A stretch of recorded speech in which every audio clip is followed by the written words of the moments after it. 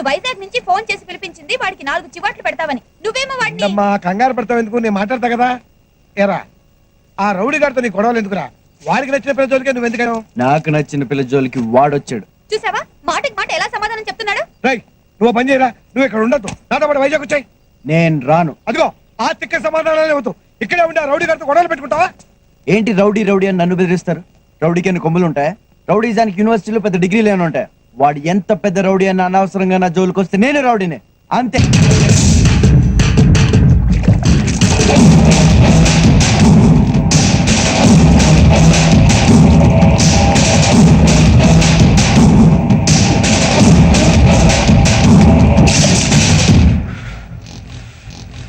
పాలు తాగే పిల్లాడిగా ఉన్నప్పుడు మమ్మను దన్నిన అమ్మ కొట్టలే, మీసు మొలగానే మయ్యన దన్నిన వాడు కొట్టలే. వాణ్ణి ప్రాణాలతో వదిలి రావాల్సింది కదన్నా, అక్కడే నువ్వు వాణ్ణి నరికేదేంద్రా? వాడే చేస్తా అన్నాడు 10 సార్లు దానికోసం. ఇప్పుడు గాడిని చంపినాననుకో, గా పద్మాష్ గాడు దాని ముందు హీరో అవుతాడు. వాడు హీరో అవ్వకూడదు, అవ్వకూడదు, అవ్వకూడదు, అవ్వకూడదు అంతే.